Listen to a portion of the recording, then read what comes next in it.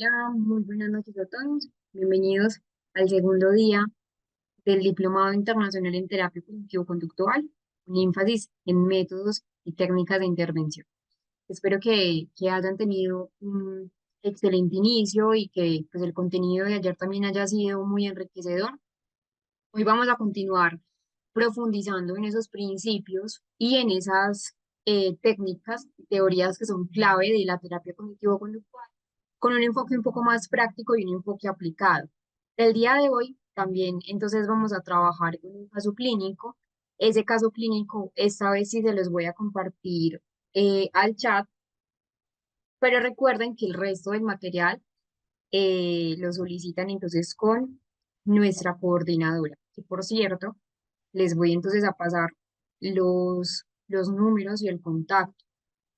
Antes de ello, les voy a compartir, esto que les estoy compartiendo son las redes sociales de la CIL para que lo puedan tener y esta es la mía, Eurocampus, en Instagram, para que entonces lo puedan conocer. Sí, sí, Lina, el material tiene libros, cada módulo tiene libros específicos, sin embargo, también hay unos libros que son generales de la terapia cognitivo-conductual, donde en esos libros generales, pues yo siempre trato de que sean desde diferentes abordajes, no solamente de la primera generación, no solamente de la segunda, sino también de esa parte más contextual que sería la tercera. Entonces, allí está la parte de las redes sociales de la CIL. Allí, entonces, por ejemplo, en esa parte de YouTube, donde ustedes ven ahí, YouTube, está el enlace, le dan clic y de inmediato los lleva a lo que es todas las formaciones que existen en la CIL. Todo el tiempo se están actualizando para que también conozcan otros diplomados. No, esta parte del material del caso que ahora veremos solamente es uno que les voy a compartir porque sé que muchos no les han mandado pues como el enlace de lo que es el material opcional, entonces dándole tiempo un poco a que más personas puedan acceder al material y que se puedan beneficiar también del proceso del aprendizaje, se los voy a compartir por acá, por Zoom, por el chat de Zoom y lo descargan, ya sea si están pues en el celular o están en el PC, les va a funcionar. Entonces, vamos a continuar con la clase del día de hoy. Voy a continuar cerrando el chat como lo habíamos acordado el día de ayer para procurar que esa parte del aprendizaje sea óptimo y que no puedan, pues, tener tropiezos en esa parte del conocimiento.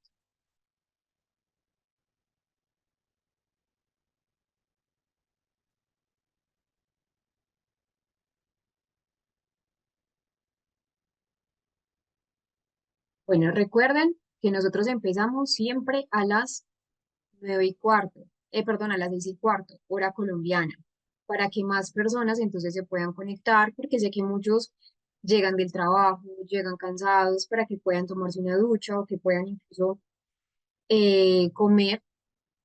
La alimentación es muy importante, eso sí, creo que es una recomendación que día a día se los voy a decir. El proceso de pues como neuropsicóloga, les digo también que esa perspectiva del aprendizaje, ese funcionamiento cerebral, solo se hace si tomamos buen líquido, buena agua y que estemos alimentados. Entonces, normalmente siempre, no, todavía no le he comentado, no le he pasado, Lady, no te preocupes, eso solamente va a llegar cuando estemos trabajando el caso clínico.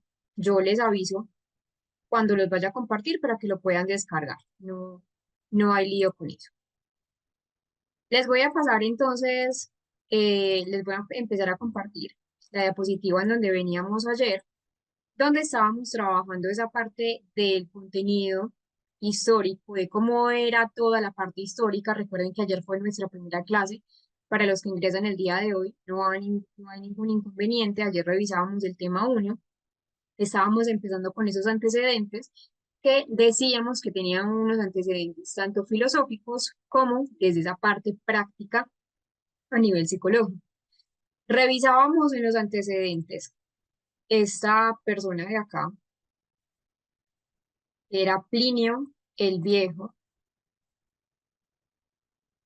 Plinio el Viejo, que fue la primera persona en la historia de lo que se conoce de la terapia conductual, meramente conductual. Acá todavía en esta parte al principio no estábamos hablando de lo que eran los pensamientos, estábamos hablando entonces del condicionamiento aversivo. Uno de los primeros en utilizar ese condicionamiento aversivo, y llegamos al tema del niño salvaje de Aveyron, que por cierto, de hecho hay una película de él que se llama así, El niño salvaje. Para los que les gusta de pronto el cine antiguo, el cine mudo, El niño salvaje les va a gustar.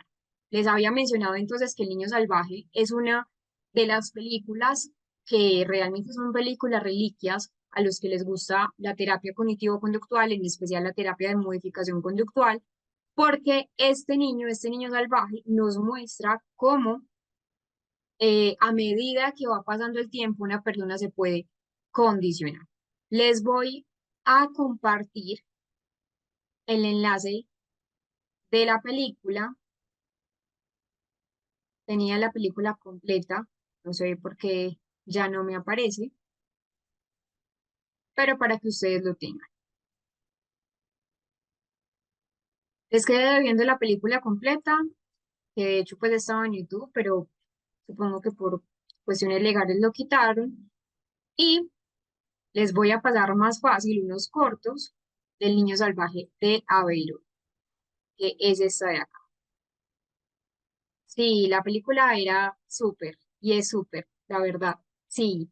Por ejemplo, me la vi en YouTube hace ya algunos años, de hecho, pues incluso hasta hace 2 meses que se la compartí a unos estudiantes, estaba completa en YouTube. No sé qué pasó, supongo que pues por el tema de derechos de autor. Si la encuentran, se la recomiendo muchísimo. El niño salvaje de Avirón creo que es una de las películas que, a pesar de ser muy antigua, 1970, en la época pues del cine, de pronto no es lo más reciente, pero que muestra cómo son esa parte pues, de los acontecimientos de modificación de conducta. Es muy impactante el caso, principalmente porque es que muestra cómo los educadores, cómo los psicólogos a lo largo de muchos años intentaron modificar la conducta que al principio parecía sumamente inmodificable. Yo me comprometo nuevamente entonces a buscar la película completa, si no sea pues en YouTube, les comparto el enlace para que realmente disfruten de esta joya del cine, que realmente es bastante impresionante. Sin embargo, si alguien, pues, en su navegación por internet puede encontrar la película y se lo pueden compartir a sus compañeros, se lo agradecería muchísimo. Igual yo me comprometo ahora en el descanso hoy es a las 8 de la noche hora colombiana, recuerden que hoy sí tenemos descanso, les comparto el enlace si lo logro encontrar. Entonces, en él se aplicaron varios tipos, el modelado, la instigación, el refuerzo positivo, todo esto los vamos a ver, y la retirada de reforzadores, que sería entonces una atenuación. Y para el siglo XIX ya todavía estábamos empezando a conocer un poco lo que es la terapia, y Alexander McConaughey, él empezó a usar unos conocimientos muy básicos que tenía sobre lo que era la economía de fichas, hoy en día se conoce así, en ese momento no tenía aquel nombre, y la aplicó como reforzadores en los internos de un penal. Entonces empezó a modificar la, la conducta de los reos para beneficio obviamente también del sistema carcelario, y empezó a implementar eso. Vamos a ver un pequeño aporte o un pequeño corto de lo que es el niño salvaje de Aveirón. Del niño salvaje de Aveirón se dicen muchas cosas. Se dice que fue una persona con autismo, se dice que no podía ser autista, es decir, no quiero que de pronto nos enfoquemos tanto en eso, porque son debates un poco más desde otra perspectiva. En lo que quiero que nos centremos es la modificación conductual que hizo la persona que rescata a Víctor. A él le llaman Víctor, ya dejamos de llamarle al niño salvaje de Averón, cuando ya pues lo ingresan a la comunidad, lo bautizan como Víctor, y vamos a ver entonces un poco este video. Bueno, un paréntesis. Normalmente, cada que nosotros colocamos videos, vamos a quitar la grabación. ¿Para qué? Para motivos o fines de que ustedes entonces en esa grabación, pues en ese repaso, que ustedes tengan, por ejemplo, que lo vean en YouTube, pues la CIVI no tenga dificultades a nivel legal.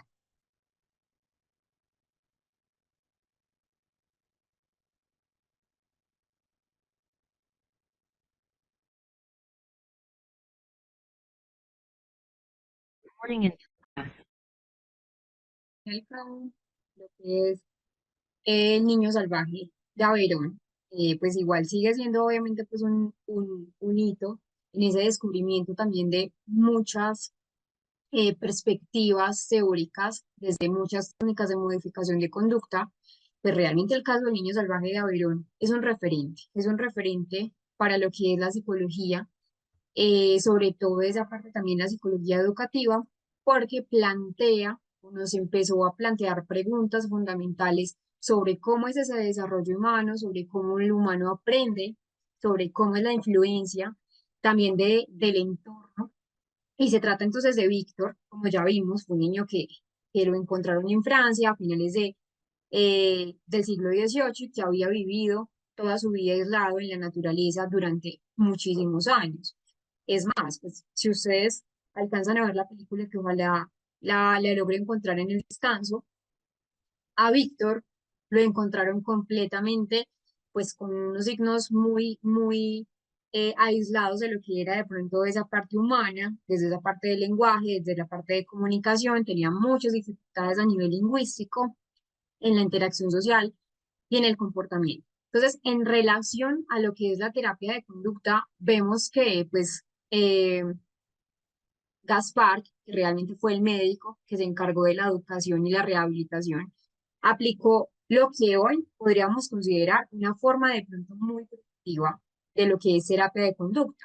El método que empezó a basar fue primero el refuerzo positivo, que lo vamos a ver con el condicionamiento, esa modificación del comportamiento mediante también ese uso de estímulos sensoriales, unos ejercicios que eran muy estructurados y algunos puntos claves, por ejemplo, en esa investigación ya pasar a esta dinámica de lo que era, por ejemplo, la mentalidad científica. Sí me gustaría que profundizáramos un poco más en el niño salvaje de Averón, porque realmente para la historia de la terapia cognitivo-conductual, lo que se hizo, o lo que hizo Gaspar y Tart, que era, pues como les mencionó el médico, empezó a hablar sobre el condicionamiento y el refuerzo, algo que pues se le atribuye mucho a, a, a esas técnicas clásicas del condicionamiento operante, pero que acá Itar utilizó esas recompensas, esos estímulos para reforzar en Víctor esas conductas deseadas como la imitación de sonidos,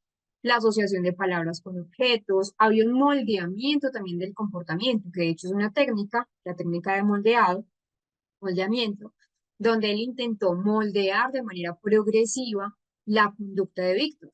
Lo empezó a guiar desde las respuestas más simples, como por ejemplo responder a su propio nombre, hasta esas habilidades mucho más complejas, mucho más intrincadas, como la comunicación, la adaptación. Y algo que siempre va a transversalizar toda terapia de conducta es el análisis funcional, que de hecho ayer se los mencionaba. El análisis funcional del comportamiento de la conducta es más que importante en las técnicas, sea técnicas cognitivas o sea técnicas conductuales meramente. ¿Por qué? Porque es lo que nos va a dar la línea base del tratamiento en un paciente. Aunque como tal ITAR no utilizó esa terminología como tal de análisis funcional de la conducta, sí empezó a evaluar de manera sistemática. Recordemos en Víctor, lo empezó a evaluar y empezó a notar pues, que él tenía unas reacciones a diferentes estímulos y de ahí fue que empezó a ajustar su enfoque en función de la respuesta. Entonces, es una de pues de los grandes aportes que nos deja la historia de la terapia de modificación conductual con el niño salvaje de Avero. Luego tenemos una historia que está interconectada con la historia de la psicología.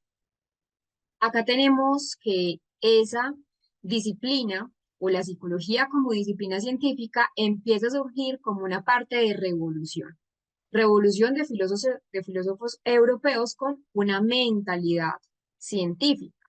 Y empezó a abandonar la filosofía y comienza ya a ser un poco más psicología, pero desde la parte más experimental. De allí surge entonces un enfoque que es el estructuralismo, donde no nos vamos a centrar tanto porque la idea es también avanzar en lo que son los modelos y lo que son las técnicas, pero que eso también nos permite a llegar a donde hoy en día conocemos. Tenemos al padre del estructuralismo, que fue Weinhin Wundt. Mientras tanto, leen las diapositivas, voy a leer algunos de los comentarios.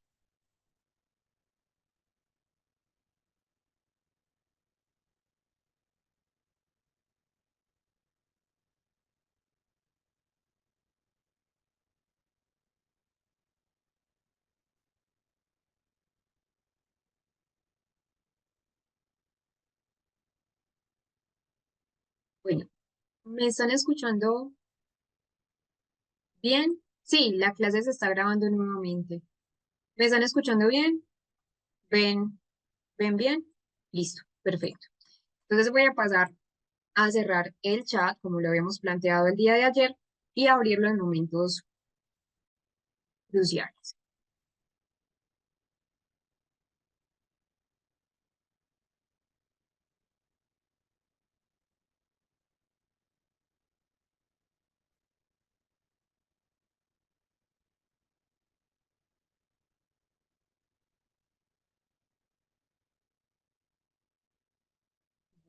Un segundo.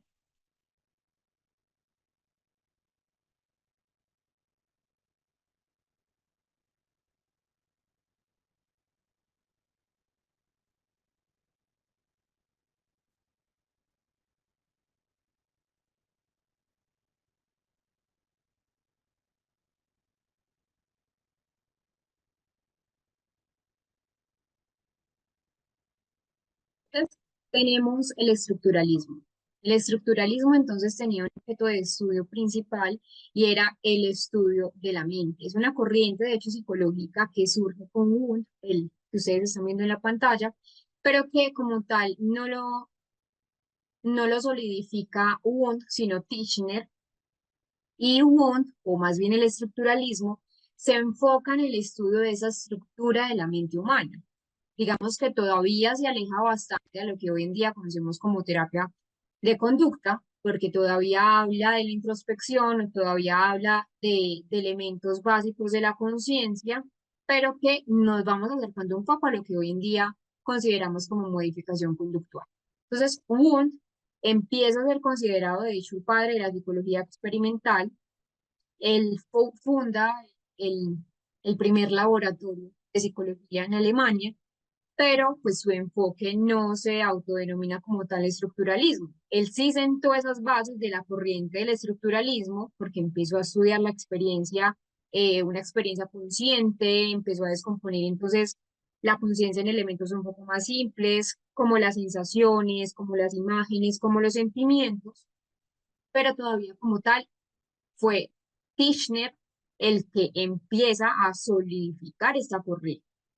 El método principal del estructuralismo seguía siendo la introspección, pero digamos que una introspección entre comillas experimental, donde los participantes de todos los estudios que se hicieron, recordemos que fue en el laboratorio, de hecho fue en Alemania, empezaron a tener experiencias conscientes en respuestas a estímulos que ya eran controlados. ¿Qué querían desde el estructuralismo? Lo que querían eran identificar esos componentes básicos de la mente, entender cómo se organizan los pensamientos, cómo se organiza la mente para poder tener experiencias o formar experiencias mucho más complejas. Entonces, realmente, pues, un Wundt empieza a formarse el estructuralismo, pero luego llega Tishner, ya lleva ese estructuralismo un poco más allá, ya no solamente lo deja en el laboratorio, sino que lo lleva a Estados Unidos De hecho, Titchener fue discípulo de Wundt y lo lleva a otro continente. Recordemos que estábamos en Alemania, de hecho, pues fue una Alemania de 1879, entonces lo lleva a Estados Unidos, al otro continente, al nuevo continente, y empieza a ser un, una corriente con mucho más rigor. Ya se formalizó la idea de que esa conciencia podía estudiarse y que también pues podía tener unos segmentos, que la conciencia podría tener también pues unos elementos que eran básicos. Lo primero que eran las sensaciones, es decir, una experiencia perceptiva del ser humano.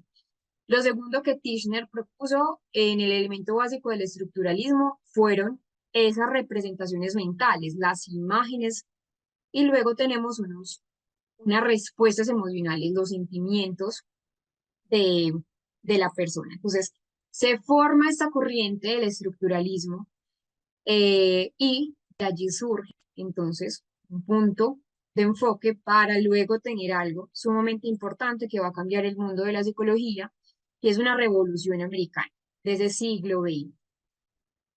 De acá, de esa revolución, surgen tres escuelas psicológicas, que nos vamos a centrar obviamente pues solamente en el conductismo.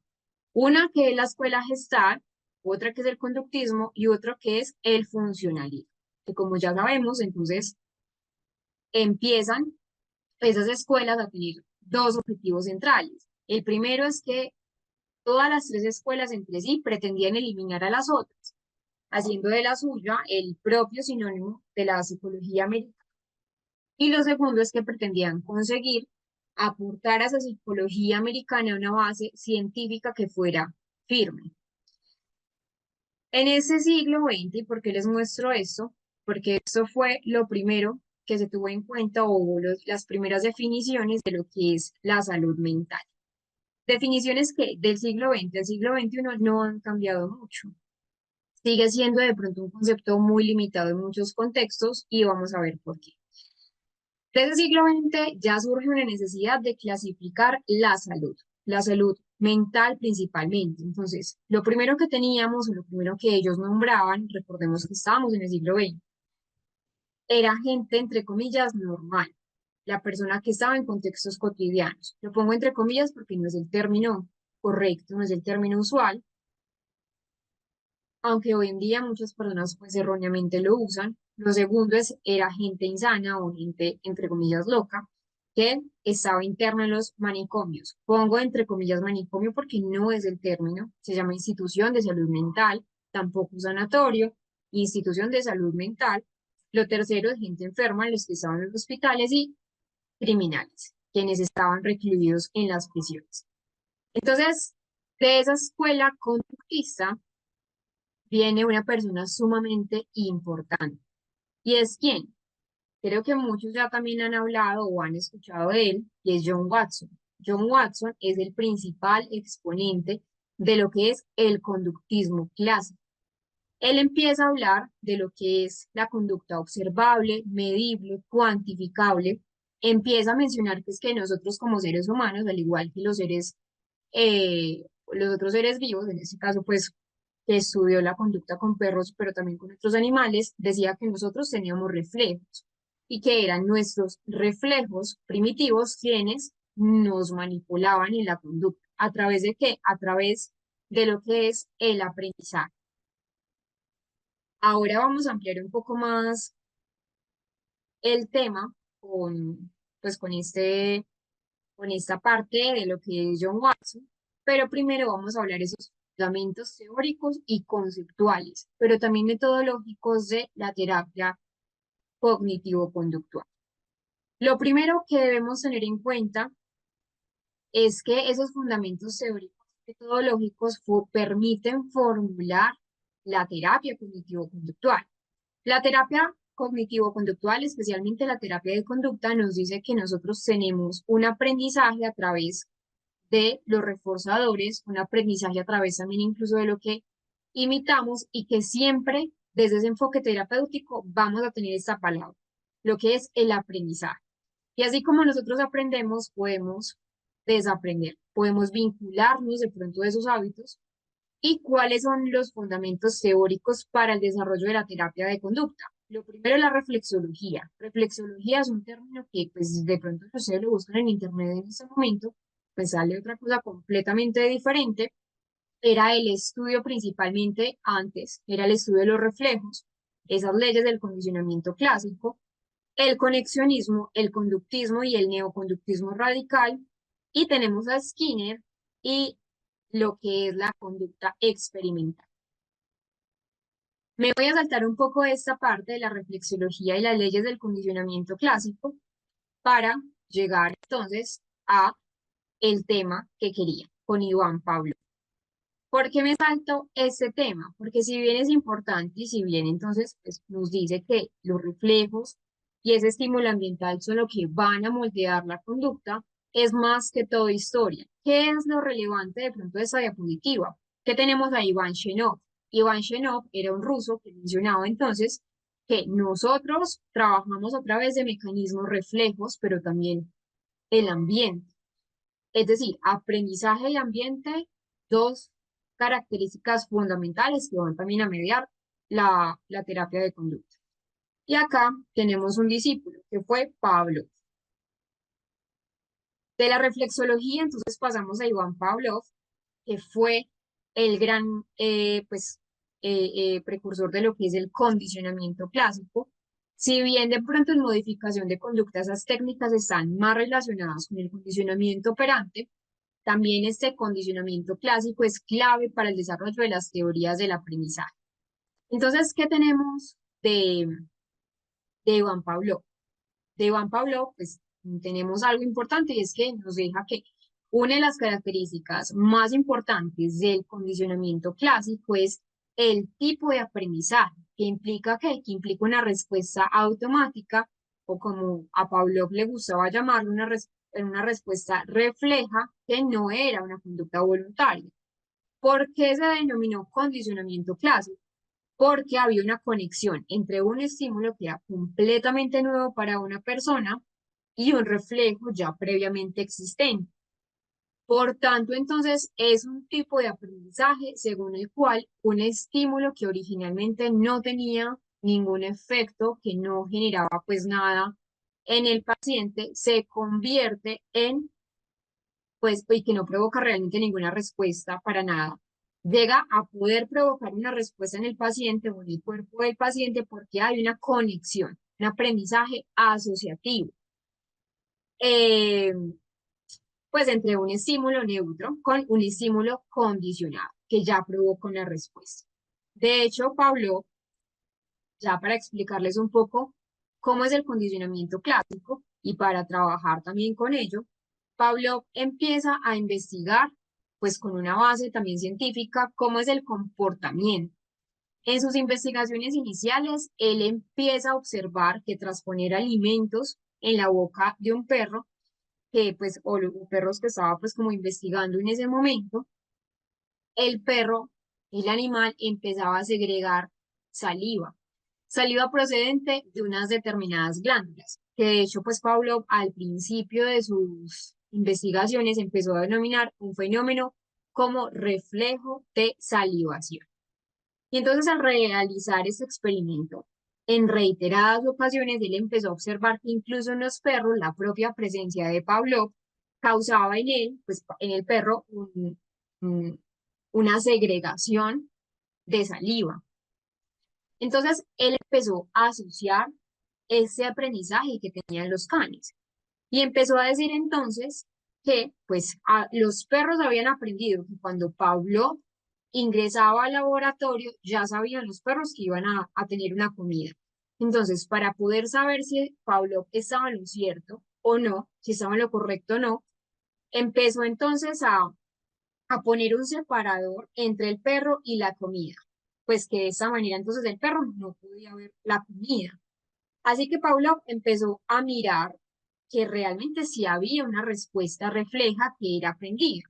Más adelante entonces Pablo empieza a aplicar diferentes estímulos neutros, empieza a aplicar, por ejemplo, lo que son estímulos auditivos, comienza a poner una campana, luego comienza a poner luces intermitentes, y Pues que al principio eran neutros. Al principio en el perro no generaban ninguna respuesta y siempre se los presentaba antes de servirle la comida al perro. Los resultados empezaron a indicar que tras varias aplicaciones que eran sucesivas, ya el perro empezaba a aprender, asociaba los estímulos que ahora eran estímulos condicionados con la comida. Entonces ya Pablo no le llamó reflejo de salivación, sino que le llamó reflejo condicionado a esa salivación, valga la redundancia, que producían los perros tras esa asociación. Ahora veamos un ejemplo de lo que es el condicionamiento clásico.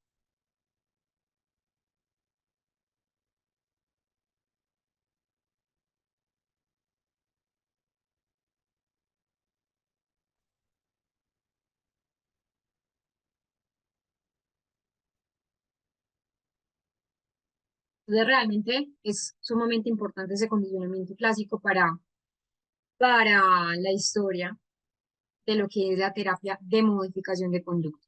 Entonces, ¿cuáles son los elementos que él nos dice del condicionamiento clásico? Elementos que vamos a ver en el caso clínico que les voy a pasar cuando terminemos de explicar esto. Primero vamos a hacer un ejercicio, que es este. Entonces, quiero que lo vayan memorizando mientras les voy explicando, para posterior pasarles el caso clínico ya de una paciente real. Pero es importante que de lo mínimo pasemos a lo máximo. Tenemos los elementos. Lo primero es un estímulo incondicionado, que le vamos a llamar EI. Es un estímulo que provoca una respuesta de manera natural, de una manera automática en el paciente, no fue condicionado y no hubo necesidad previa de aprendizaje, por ejemplo, el alimento en el perro. Luego tenemos una respuesta incondicionada, que le vamos a llamar RI. Es la respuesta automática y no aprendida ante ese estímulo incondicionado. Por ejemplo, la salivación ante la comida que tenían los perros en el experimento de Pavlov. Luego tenemos un estímulo neutro. Es un estímulo que al inicio no nos provoca ninguna respuesta específica. Por ejemplo, el sonido de una campana. Para los perros antes no generaba nada, no había una asociación, un estímulo neutro. Luego ya tenemos un estímulo condicionado, el EC, por las siglas. Entonces, es el estímulo que antes era neutro, pero que tras esas asociaciones repetitivas con el tiempo, con ese estímulo incondicionado, ya provocan la respuesta. Un ejemplo, la campana después de haber sido asociada con la comida del paciente, pues en este caso de los perros. Y luego tenemos una respuesta condicionada, que es la RC. ¿Qué es la RC? Es una respuesta que es aprendida, que se da ante ese estímulo condicionado. Un ejemplo en lo que nos proponía pues Pablo. Es la salivación del perro al escuchar solamente la campana, incluso sin esa presencia o incluso sin esa presentación de la comida. Un ejemplo clásico es esto, pues de lo que nos dice Pablo. De hecho, hay unos principios de condicionamiento clásico, aunque esos son pues como los parámetros del condicionamiento clásico. Este aprendizaje asociativo tiene unos principios, si le podríamos llamar así. Lo primero es un principio de adquisición, donde ese estímulo neutro se va a asociar con ese estímulo incondicionado y se convierte en una conducta, en un estímulo ya condicionado. Luego se da la extinción, que es otro principio de condicionamiento clásico. Si ese estímulo condicionado se presenta repetitivamente, sin ese estímulo incondicionado, la respuesta condicionada puede desaparecer, la extinción. Luego tenemos otro principio, pues, que también es importante, que es una respuesta espontánea. Una respuesta condicionada extinguida puede reaparecer después de un tiempo sin exposición. Y también tenemos la generalización y la discriminación. La generalización, ¿qué es? Es responder de manera similar a unos estímulos que eran muy parecidos a ese estímulo condicionado. Un ejemplo, que si yo condicioné al perro con una campana y le pongo de pronto un timbre de clase, muy posiblemente pueda generar esa misma asociación, en la generalización. Y tenemos una discriminación, es decir, aprender a responder solo ante ese estímulo condicionado específico y no a otros similares.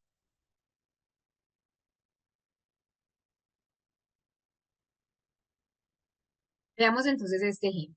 Tenemos cuatro escenas diferentes y en las cuatro escenas, ¿cuál es la idea? La idea es esta, que en 5 minutos, creo que un poco menos, resolvamos este ejercicio de Pablo.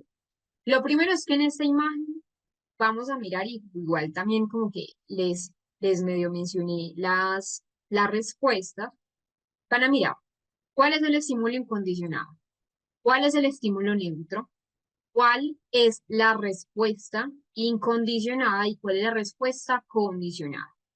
Me voy a desconectar, pues voy a apagar la cámara y voy a encender el chat para las personas que de pronto pues tengan dudas haciendo el ejercicio que estamos planteando y se la resuelvo entonces mediante el chat. Pero 5 minutos, si tienen alguna duda, me avisan. Incluso creo que un poco menos de 5 minutos.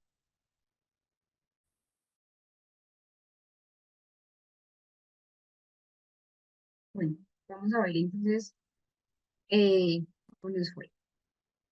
Antes de esto, sé que entonces muchos participaron, muchísimas gracias. Por acá estaba viendo las, las respuestas, muchas correctas, bueno, la mayoría correctas. Eh, y vamos a ver antes un video. Entonces voy a desconectar nuevamente el chat y vamos a ver el video, condicionamiento clásico, para que entonces podamos concluir también ese proceso de aprendizaje.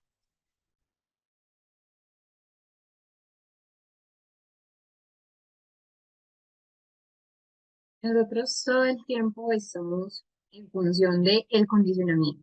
Incluso a veces no nos damos cuenta de qué cosas nos han condicionado y cuáles no. Veamos primero este ejemplo, luego les voy a narrar cuáles ejemplos también de la vida cotidiana tenemos de un condicionamiento. ¿Qué tenemos? La respuesta correcta era, este era el estímulo incondicionado del proceso antes del condicionamiento. La respuesta incondicionada era la salivación, que recordemos que Pablo nos llamó reflejo de salivación. El estímulo neutro es la campaña, por sí solo no produce ninguna reacción más que de pronto pues un estímulo de alerta, una tensión de alerta. No hay respuesta, cero respuesta antes del condicionamiento. Durante el proceso del condicionamiento clásico que se da, un estímulo repetitivo siempre debe ser repetitivo, no te va a funcionar a la primera, ni a la segunda, ni a la tercera vez, varias veces, una repetición sucesiva entre una asociación entre la comida, en este caso, y la campana, que genera una respuesta incondicionada en el perro, y luego un estímulo condicionado, que genera una respuesta condicionada. Nosotros en la vida cotidiana, algunos ejemplos de condicionamiento clásico, por ejemplo, son, primero, de hecho, es quizás un tema controversial, pero nosotros estamos condicionados con el celular. Es decir, ahí se da el condicionamiento clásico. ¿Por qué se da el condicionamiento clásico con lo que es los teléfonos celulares? Si cada vez que nosotros recibimos un mensaje de una persona que de pronto nos interesa, suena una notificación en particular, con el tiempo solo escuchamos ese sonido, aunque no sea esa persona. Entonces puede generar la misma emoción, aunque realmente pues no sea la persona que nos esté escribiendo. Pues ya sea pues como con la vibración del celular o el sonido de notificación. O por ejemplo, el sonido de notificación de WhatsApp o de Instagram, nosotros nos condicionamos. También hay un condicionamiento, una ansiedad que de hecho muchas personas tienen y es como una ansiedad que llaman coloquialmente, eso no es un término pues revisado, no es un término pues aceptado, como la ansiedad ante la bata blanca. Si alguien ha tenido experiencias dolorosas con el médico, inyecciones, procedimientos que de pronto pues han sido incómodos, pero un médico con bata blanca pues le puede generar ansiedad automáticamente, incluso si solo es una consulta, perdón, de rutina. También que nos condiciona el olor de la comida y el hambre es un condicionamiento. ¿Por qué? Porque estamos hablando de una respuesta incondicionada, una respuesta refleja en este caso de lo que es la comida. Entonces, si cada vez que visitamos la casa, por ejemplo, de nuestra abuela, huele a pan recién hecho o a galletas recién hechas y sirven una comida deliciosa, con el tiempo, oler el pan puede hacerte sentir hambre y asociar tu recuerdo a tu abuela, ¿cierto? Miedo a los perros, por ejemplo, si un niño es mordido por un perro, puede empezar a sentir miedo a ver cualquier otro perro, lo que yo les mencionaba, una generalización de los estímulos. También, ¿qué tenemos? Tenemos, por ejemplo, la música y los recuerdos. Nuestro cerebro, realmente más que conducta, también es un sistema cerebral donde si en una relación de pareja, por ejemplo, escuchamos siempre una canción o siempre un álbum, en momentos muy felices, más adelante, al escuchar esa canción, puede traer a nuestra mente esos recuerdos, esas emociones que son muy similares a las del principio, incluso después de que la relación haya culminado. Entonces son ejemplos claves básicos de la vida cotidiana. Antes de pasar al conexionismo con Tordine, allí es donde vamos a hacer un ejercicio, acá, en el condicionamiento clásico. Quería entonces que pasáramos de pronto lo más básico a ya una paciente.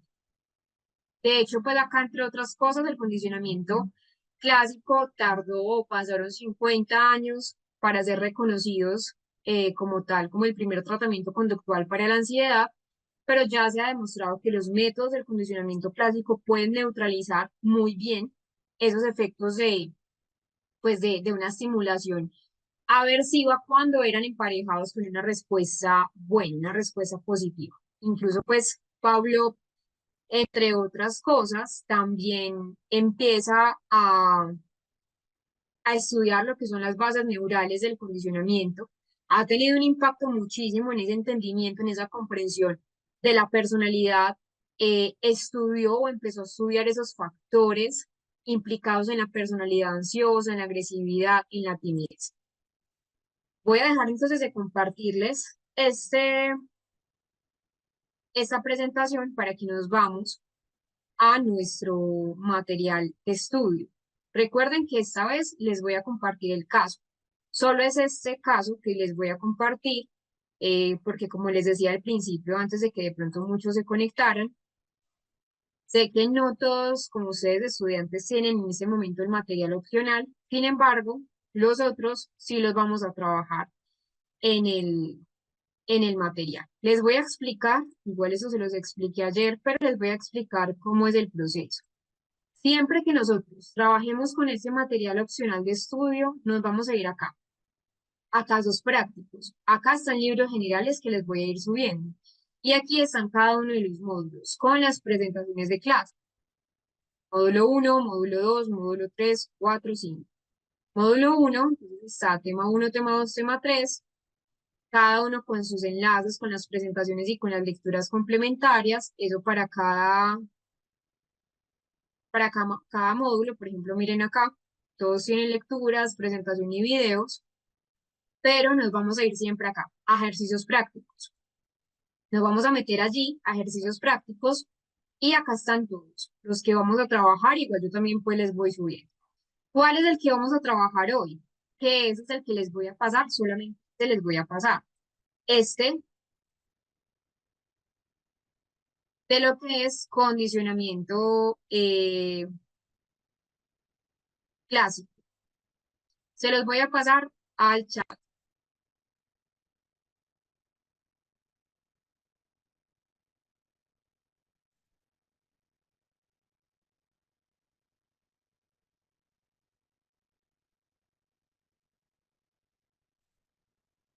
Entonces, por acá les estoy compartiendo este.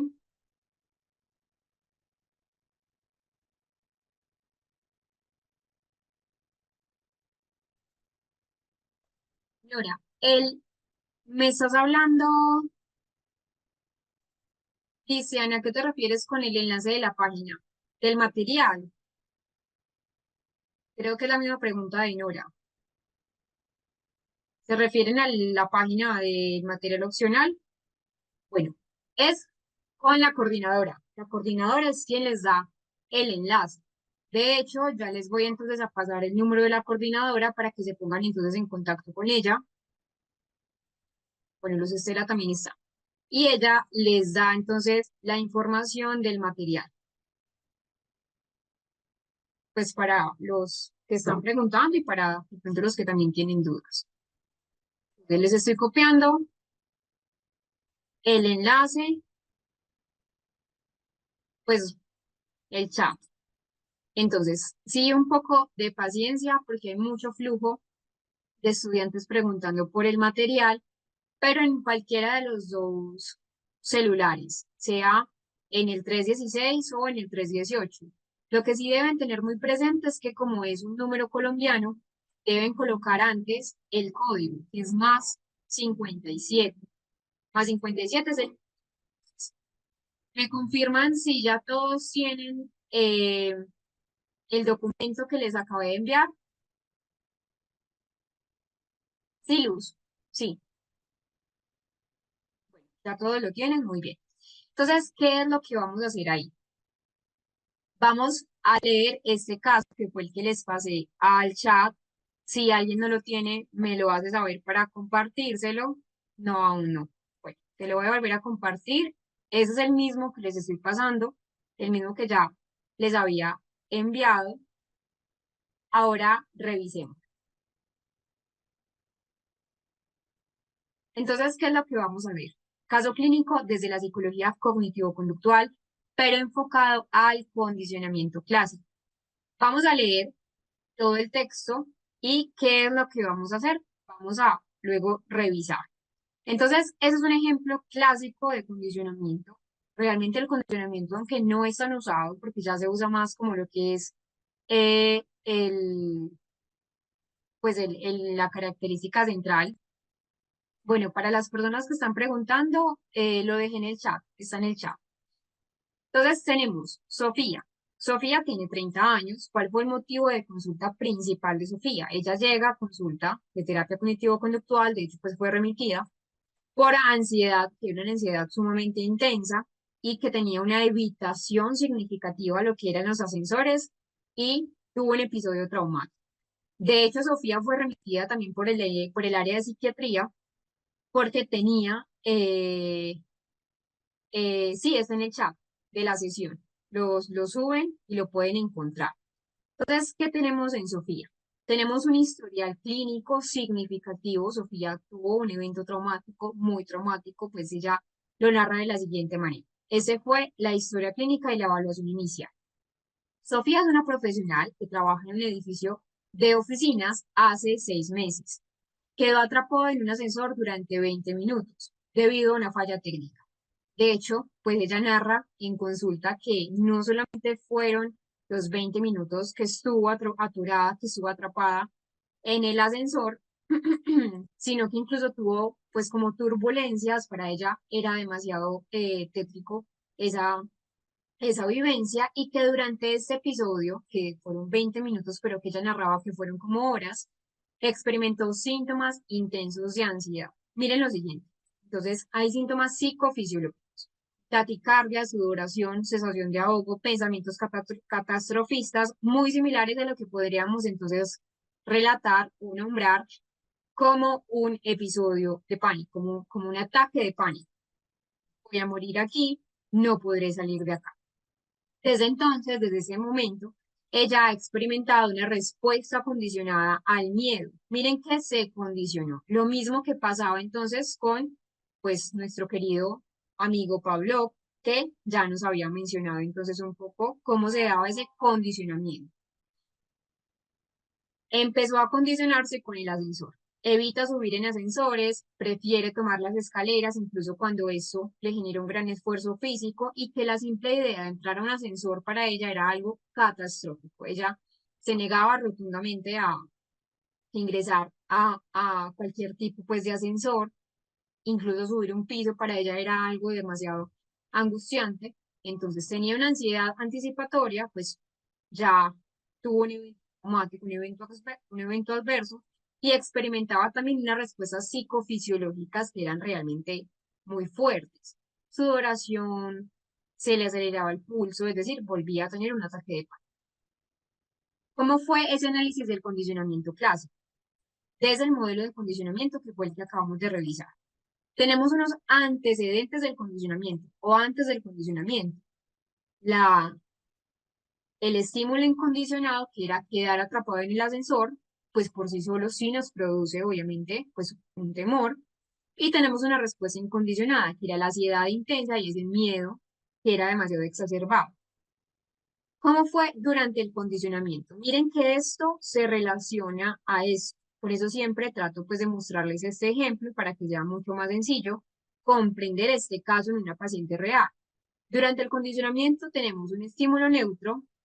El ascensor durante el accidente no provoca por sí solo o trata de no provocar por sí solo una respuesta, ¿cierto? No hay ninguna carga emocional, es un objeto, pero luego cuando se asocia ese estímulo incondicionado con el estímulo neutro que era el ascensor, ya hay una experiencia traumática, generando ¿qué? Un estímulo incondicionado, una respuesta condicionada. ¿Cómo es ese evento de Sofía, la paciente en cuestión, después de ese condicionamiento? Tenemos entonces un estímulo condicionado, el ascensor, que ahora por sí solo ya provoca una ansiedad, y la respuesta condicionada, que ya era ese miedo intenso de una habitación de Sofía, de la paciente, por estar en cualquier ascensor. De hecho, ella pues ya tenía un- una característica, y es que ya le estaba generando dificultades en su campo laboral, en su campo social, en su campo familiar también, porque de hecho ya pues vivía en un piso alto, entonces todos los días debía subir las escaleras, era muy agotador. Trabajaba también pues en un piso muy alto, entonces subir las escaleras todo el tiempo, ¿qué le implicaba? Llegar casi media hora antes de lo que debía llegar al trabajo, fatigarse mucho más, pues sí hacía ejercicio, pero también algo es que no solamente subía todo el tiempo, sino que también bajaba todo el tiempo. Entonces esto empezó también a desgastarla a nivel físico, a nivel anímicamente, entonces ya llegó a terapia desesperada.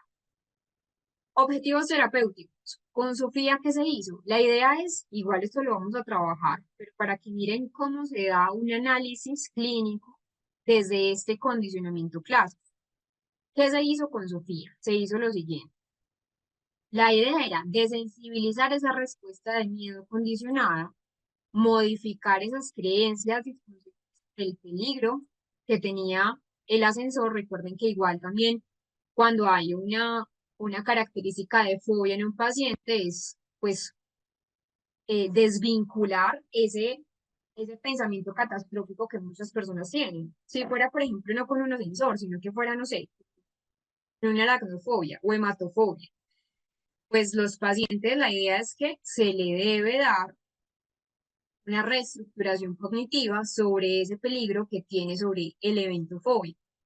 También desarrollar estrategias de afrontamiento para la ansiedad.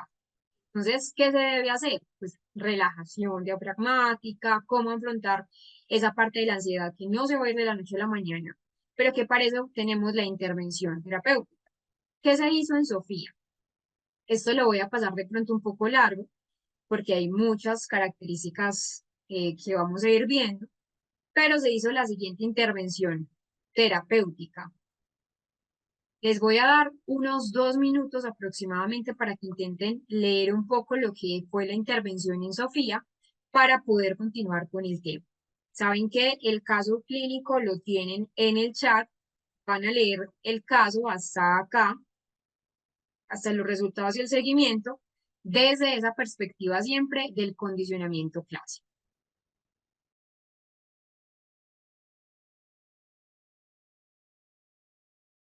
Bueno, yo creo que ya leyeron todo, qué dudas tienen sobre el caso. Mm, bueno, las personas que dicen que nos escucha, estábamos en una actividad.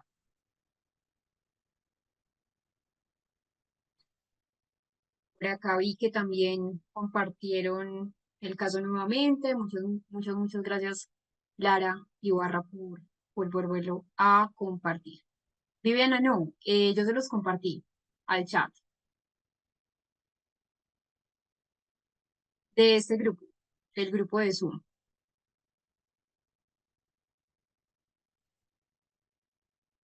Entonces, recuerden estar muy atentos, eso es muy importante para poder tener un buen proceso de aprendizaje a las instrucciones que se van dando conforme vamos avanzando.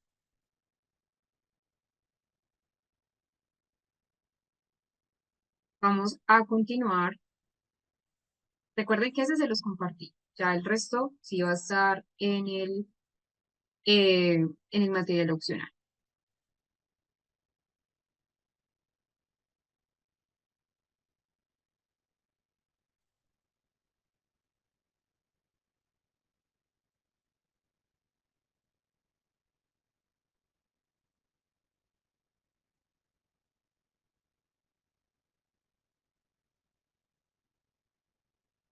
Ahora vemos un poco el conexionismo con Thorndike. Entonces, con Thorndike inicia el conexionismo, donde entonces él nos dice que hay unas leyes para ese cambio asociativo.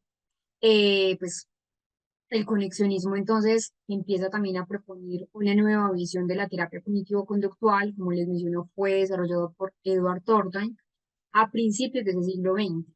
¿En qué está basado la idea del conexionismo? En que el aprendizaje ocurre a través de una formación de conexiones, por eso se llama conexionismo, conexiones entre estímulos y entre respuestas, y que pues, se considera también un enfoque precursor incluso de ese conductismo. Como les menciono, se fundamenta en una idea de conexiones. Ese aprendizaje es el resultado de qué? De una asociación entre una situación y una respuesta que es correcta. Nos propone Edward Thorndike, entonces, leyes sumamente importantes, leyes básicas para el conexionismo, que lo primero es que tenemos una ley del efecto. Estas leyes que les voy a mencionar son principios del conexionismo. Explican o nos explican cómo ocurre el proceso de aprendizaje en las personas. Lo primero es la ley del efecto, es decir, las respuestas seguidas de consecuencias satisfactorias tienden a repetirse en el tiempo. También esa ley del efecto que nos dice, las respuestas seguidas de consecuencias que son desagradables para una persona tienen menos probabilidad de repetirse. Un ejemplo de esta ley del efecto, un gato en una caja de problemas que de hecho pues él experimentó con ello, pues aprende a presionar una palanca para salir porque recibe una comida como una recompensa. Luego tenemos una ley del ejercicio. ¿Qué nos hacía Thorndike con la ley del ejercicio? Cuando más se repite una conexión entre un estímulo y una respuesta, más fuerte se vuelve esa conexión, ese aprendizaje.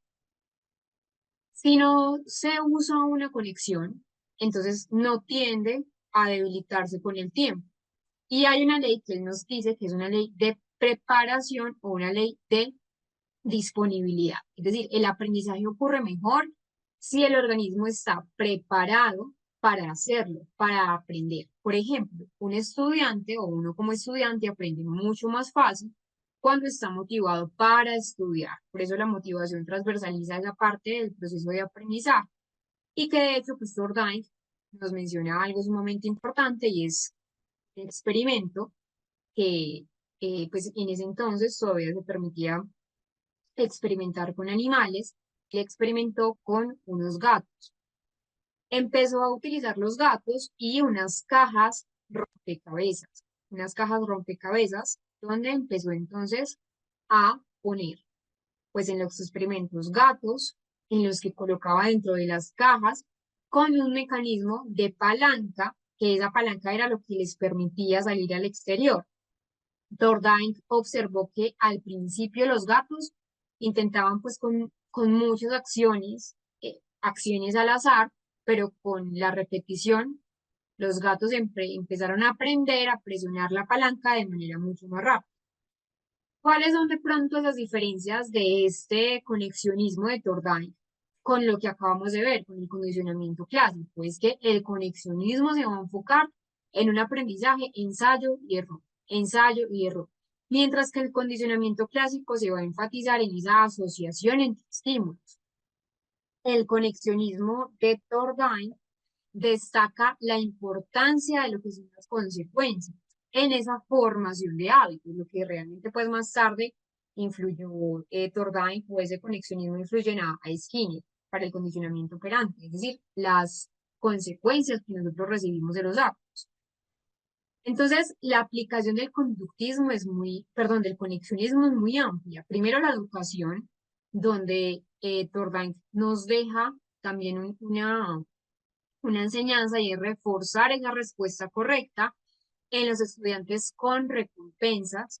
También en esa psicología del aprendizaje, pues de hecho, Thorndike es uno de los precursores de lo que es la educación, de la teoría del aprendizaje. Él nos decía entonces que la base para las teorías conductistas y el refuerzo están basadas en las condiciones, pues en las consecuencias que nosotros tenemos. Y también, pues realmente esas bases del conexionismo se usan más que todo en el entrenamiento de animales, donde hay un uso de recompensas para reforzar esas conductas.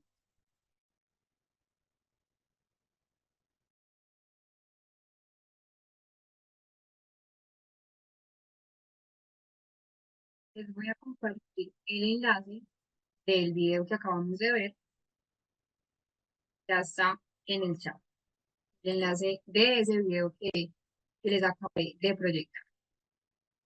Ahora vámonos con el conductismo de Watson. Watson entonces también da una revolución pues, en la psicología. Realmente entonces empieza a partir la psicología en dos y con John Watson se empiezan entonces a desarrollar técnicas de conducta. Es una teoría también psicológica que nos sostiene que ese comportamiento humano y el comportamiento animal deben estudiarse de manera objetiva, una manera medible y cuantificable de la conducta, sin recurrir a procesos mentales internos como los pensamientos, como las emociones, desde ese conductismo radical. Entonces, Watson empieza a considerar que la psicología debía centrarse en la observación de la conducta y en cómo esos estímulos del entorno son los que van a influenciar en las respuestas de un organismo. De hecho, hay unos principios básicos o unos principios claves que son muy importantes, que son estos. Algo sí que les quiero mencionar es que, pues, John Watson propuso que ese proceso de condicionamiento clásico, que fue el que vimos hace un rato, pues podía explicar también ese aprendizaje en los humanos, ¿sí? Watson. Y que también, pues, empieza a mirar que esas emociones también se aprenden. Las emociones, según Watson, son emociones aprendidas mediante esa asociación, una asociación condicionada. Y que de hecho, pues, piensa que las diferencias en el comportamiento entre los humanos eran provocadas por esas distintas experiencias que cada uno iba teniendo a lo largo del tiempo, a lo largo de su vida. El que nos dice o qué aspectos nos plantea. Lo primero es que el comportamiento es aprendido. Watson empieza a mencionar o empieza a afirmar que los seres humanos nacen con muy pocos reflejos innatos, según Watson, y que todo el comportamiento se adquiere a través de la experiencia y el aprendizaje. También menciona que el ambiente moldea la conducta. De hecho, creía que la personalidad y, y las emociones de nosotros como seres humanos no son innatas, como les había mencionado, sino que se forman con una interacción en el entorno. ¿Qué nos deja él? Nos deja o nos dice que la conducta debe ser una conducta medible, manifiesta, que ese sería el objeto de estudio. Y habla de la conciencia, que pues menciona que la conciencia para él era solo un sustituto del concepto religioso del alma. Usa el método experimental y hay una ruptura con corrientes psicológicas tradicionales. Algo indispensable en Watson es que él nos da una frase donde mencionaba que, pues, de hecho se las voy a copiar por acá.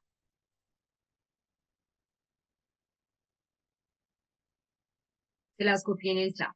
¿Cuál es la frase puntual que nos decía Watson? Dadme una docena de niños sanos y bien formados y mi propio mundo específico es el que criarlos y garantizaré que tomaré a cualquiera de ellos y lo entrenaré para que se convierta en el tipo de especialista que yo elijo, médico, abogado, artista, comerciante e incluso mendigo o ladrón.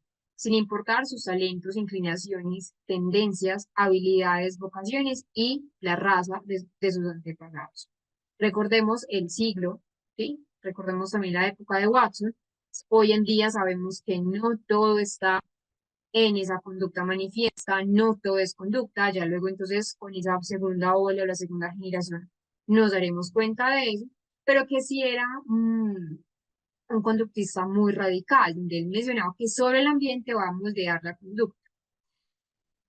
Él mencionaba que la psicología debe ser objetiva, debe ser experimental, y empieza a rechazar lo que para la época era un modelo imperante, pues que era principalmente esa introspección, y empieza a estudiar o empieza a decir que la mente no era medible ni era cuantificable, no era algo científico. Solamente era lo científico lo que para él era un aprendizaje basado en estímulos y en respuestas. Ya esta teoría entonces empieza a basar en ese condicionamiento clásico de Pavlov, ya empieza a argumentar que el aprendizaje ocurre cuando un estímulo provoca una respuesta a través de esa parte de la asociación. El condicionamiento como un concepto central, pues da una explicación a esos mecanismos que van a regir la conducta, donde son los pensamientos, las emociones, los instintos, pero Watson fue un poco más lejos que Pavlov, que elimina la conciencia y deja de lado esas estructuras neurofisiológicas que hablábamos con Pavlov, esos reflejos. El trabajo de Watson sí permitió ver la psicología como una rama experimental de la ciencia, una ciencia natural que va a posibilitar el control de la conducta de nosotros como seres humanos. Ahora veamos esto. Este es su experimento central, el pequeño Albert, donde empieza a originar las fobias. Ese experimento entonces es uno de los experimentos más famosos, pero también mayor criticados en el mundo de la psicología experimental. Fue en 1920, igual fue hace mucho tiempo, donde quizás muchos derechos, tanto de animales como de humanos, no estaban bien establecidos como ahora, y empieza a generar o a condicionar una fobia en un paciente que para la fecha tenía 11 meses. Entonces empieza Watson a demostrar que las emociones podían ser condicionadas. ¿Cuál era el objetivo central con el experimento del pequeño Albert? Probar que el miedo es una respuesta que es aprendida. ¿Y cuál fue el procedimiento? Lo primero es que empezó a, pues con un bebé llamado Albert, a asociar con una rata, un ratón blanco, que al principio era, el ratón blanco era el estímulo neutro, luego el niño no le tenía miedo, el niño se acercaba pues al ratón y no había como tal una asociación. Luego Watson empezó a emparejar esa presencia del ratón con un fuerte ruido metálico, que ya era un estímulo incondicionado que provocaba el miedo, provocaba o el llanto del bebé, y ya después de repeticiones sucesivas, pues que en total fueron 7 ensayos que él realizó de hacer una asociación o una suma entre ese estímulo, que era la rata, y luego este ruido de golpeteo sobre una barra de acero y generó que una respuesta condicional. Entonces, ya después de las repeticiones, Albert comenzó a tener miedo al ratón blanco, incluso sin el ruido, pues las barras de metal no estaban presentes, el ruido no estaba presente, pero el pequeño Albert, ya la rata, que antes no le tenía miedo, empezó a demostrar miedo. Entonces, ya así Watson empezó a demostrar que incluso el miedo se podía generalizar. Ya Albert empezó a tener miedo a otros objetos similares, lo que llamábamos en el condicionamiento la generalización, como conejos, como abrigos de piel, como otros animales que también tenían eh, eh, pues, pues abrigos peludos. Entonces, miren acá, este es el pequeño Albert, es un experimento pues criticado actualmente. Esto es el resumen de lo que les acabo de mencionar, de la respuesta condicionada, del estímulo condicionado, pero que pues es, a pesar de ser uno de los experimentos más sancionados actualmente, pues es uno de los más como les menciono, de los más llamativos desde esa historia de la terapia cognitivo-conductual. Vamos a ir a nuestro descanso el día de hoy y vamos entonces a continuar posterior con el neoconductismo. Yo siempre les dejo por acá una imagen del receso, un aviso de que estamos en receso. Cuando yo ya quité el aviso es porque ya nuevamente estamos en la clase. Entonces, en ese receso, ¿qué van a hacer? Van a tratar de tomar agua, van a tratar de refrescarse o incluso cenar si no lo han hecho. Sí, tratar de no tener una fatiga ocular, estar desvinculados de los dispositivos móviles para que el proceso de aprendizaje en el segundo bloque sea eficaz.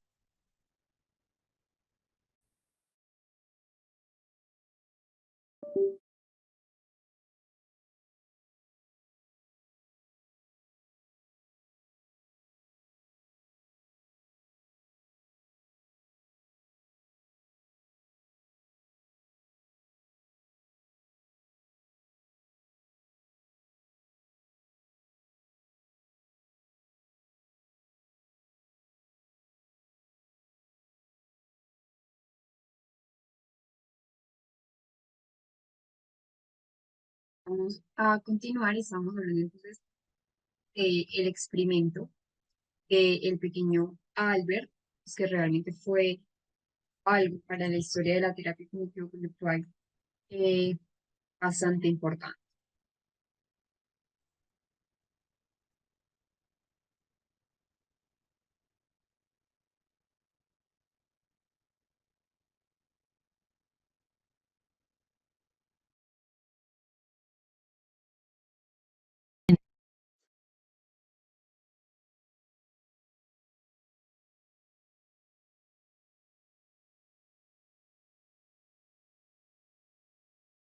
Eso en relación al pequeño Albert. Luego continuamos con esta parte que es el neoconductismo. ¿Qué es o qué podemos entender por el neoconductismo? Entonces, es una evolución de ese conductismo que nos propone entonces Watson y ya empieza también de ese condicionamiento, eso sigue entonces a la primera mitad de ese siglo XX y el objetivo del neoconductismo, ¿cuál fue principalmente? Fue pues refinar y expandir esas ideas de John Watson. Quien había hablado entonces con Pablo, se centra en esa relación de estímulos y las respuestas, pero que ya este neoconductismo lo que hace es que hay unas variables. Hay la variable central del neoconductismo, que ya estamos entonces hablando, y voy a volver, me adelanté bastante en las diapositivas, estamos hablando entonces de lo que es el ambiente. Que el ambiente es importante en este proceso del aprendizaje, que el ambiente entonces también va a estimular o va a inhibir. Para el neoconductismo, la relación entre un estímulo y una respuesta sigue siendo esencial, pero como les menciono, ya hay unas variables, ya hay unos intermediarios que van a influir en el aprendizaje, como la motivación, como las expectativas, los procesos cognitivos. El neoconductismo también tiene varios exponentes. Algo importante es que ya la personalidad de un paciente, de un individuo, es el resultado entre tres parámetros importantes. El ambiente de una persona, el ambiente personal en el que esté, sobre todo el ambiente social, los reforzadores que reciben y los procesos mentales que el mismo paciente refleja. Hay algo indispensable, es que ya hay un estudio de los procesos mentales. Los neocortistas ya tienen unas variables mediacionales donde entonces ya llevan a cabo pues, el almacenamiento, un parámetro también del reconocimiento de la información, la memoria, el almacén que nosotros tenemos a través del aprendizaje y también los neoconductistas pues tenemos varios exponentes. El primer exponente es Gutiérrez, que permite ese avance también de las técnicas de exposición. ¿Cuál fue el principio principal de Gutiérrez? De hecho, es el neoconductista ortodoxo por excelencia. Nos da un principio de contigüidad. Nos mencionaba entonces Gutiérrez que hay algo que nosotros debemos llamar y es el aprendizaje por asociación. Cuando hacemos algo, una situación determinada, siempre la asociamos con una situación previa, un emparejamiento, principio de contigüidad. Luego tenemos a Hulk. Con Hulk pasa algo bastante interesante y es que él nos menciona que o desarrolla una teoría matemática de lo que es el aprendizaje basado en la reducción de los impulsos. Hall consideraba que el aprendizaje se daba cuando un organismo reducía una necesidad biológica como la hambre o la sed y empieza a plantear una ecuación de aprendizaje basado en la intensidad de un estímulo, pero también de algo que era la motivación. Empieza a ver más allá de lo que era solo la asociación entre estímulo y respuesta, ya empieza a mencionar sobre la fuerza del hábito en nosotros para el aprendizaje y la parte del impulso, que él mencionaba pues impulso como una activación del organismo. De hecho, él consideraba que la psicología era una ciencia natural, con toda la regla de la palabra, que como son la física, la química, la biología, y que las leyes de la psicología deberían entonces tener ecuaciones numéricas. Para Hall, entonces existían unas leyes que debían usarse para medir los comportamientos y ya empieza a utilizar lo que es el aprendizaje y la motivación. De hecho, pues Hall, uno de los aportes más grandes que hizo era una cuantificación de la psicología, un acercamiento también a esta parte de lo más cuantitativo. Plantea que el aprendizaje es un modo de adaptarnos a los retos del medio ambiente. Nosotros entonces tenemos un aprendizaje también por supervivencia, según lo que nos dice Hall, y entre otras características que nos plantea Hall. También nos dice que cuando nos encontramos en un estado que él llamó, entre comillas, un estado de necesidad, va a aumentar el impulso o más bien va a aumentar en términos de Hall la motivación para llevar a cabo pues un comportamiento que sabemos que por experiencia nos va a satisfacer. Entonces, él mencionaba que para que la conducta sea ejecutada es necesario que el hábito tenga una fuerza y que el refuerzo siempre se va a obtener por el comportamiento que va a motivar a la persona. Luego llega Tolman. Tolman también es sumamente importante en la historia. Tolman entonces nos menciona que, y de hecho pues él introduce la idea de variables intervenientes que van a mediar entre el estímulo y la respuesta. Propone un concepto de aprendizaje latente en el que una persona, pues en este caso un organismo, va a aprender sin necesidad de recibir refuerzo que es inmediato. De hecho, Tolman pues, empieza a estudiar lo que es el marco del neoconductismo, se basa pues, en una metodología que igual sigue siendo conductista, pero ya empieza a conceptualizar lo que son las cogniciones y otros contenidos mentales que de pronto esos conductistas radicales no tenían.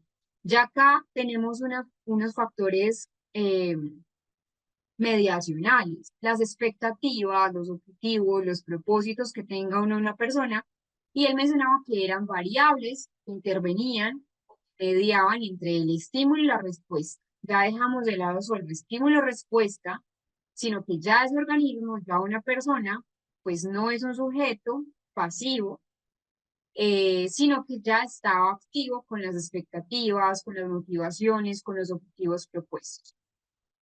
Tolman también empieza entonces a hablar sobre un concepto del aprendizaje latente, donde, como les mencionaba, pues no había necesidad de respuesta, de refuerzo inmediato para una conducta. De hecho, Tolman tiene un experimento clave que hace con los ratones de un laberinto. Tenía entonces esta idea, que de hecho, pues actualmente se llama la teoría de los mapas mentales. Tolman para el neoconductismo tiene unas principales ideas. Lo primero es el ambientalismo, lo segundo es la mecanización y lo tercero es el condicionamiento. Entonces, de estos tres principios, ambientalismo, mecanización y condicionamiento, es que saca o que pues empieza a encontrar lo que son los mapas mentales.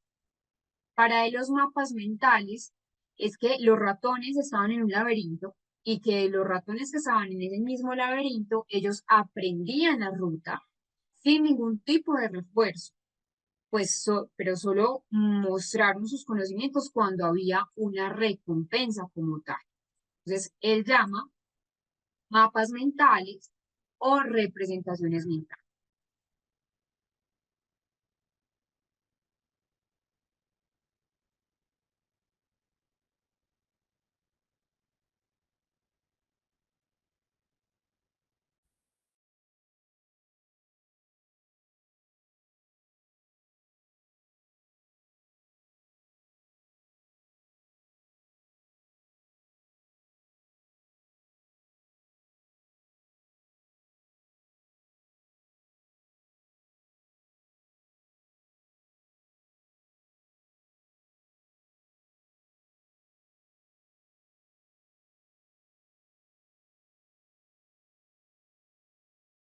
Morning in Entonces, ¿qué tenemos?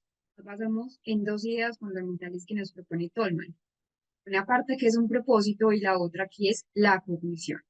¿Qué es el propósito para Tolman? Es la persistencia, bueno, acá el ejemplo que él tuvo del animal, pero es la persistencia que nosotros tenemos de encontrar, de organizar nuestras conductas en función siempre de una meta. Y acá está entonces transversalizado lo que es la parte de la motivación.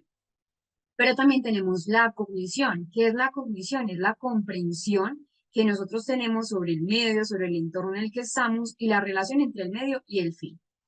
El que decía, entonces Stallman empezó a ver que realmente la rata en el laberinto, tras ensayo y error, era, digamos, factible que esta rata consiguiera en el laberinto salir y que lograba salir, así incluso cambiaran la estructura del laberinto o cambiaran pues el lugar del laberinto. Por ejemplo, si era un laberinto con agua, podía salir nadando. ¿Cuál fue la conclusión de Tolman? Que las ratas, en este caso, pues no habían aprendido como tal una asociación de movimientos a nivel muscular, sino que habían creado en su cerebro un pequeño mapa, una representación mental de la situación para poder salir del laberinto y poder llegar a la salida o obtener una recompensa, que era el fin. El medio era el mapa mental y poder tener comida. Ese descubrimiento y las teorías de Tolman son bastante importantes porque tenemos una conducta propositiva, es decir, nosotros como seres humanos parecemos tener o tender a la realización de metas y esto se va a ver reflejado en esa necesidad de interactuar con el medio en el que estamos, con los objetos circundantes y que pues hay tendencias a ciertas conductas según lo que nos mencionaba Tolman.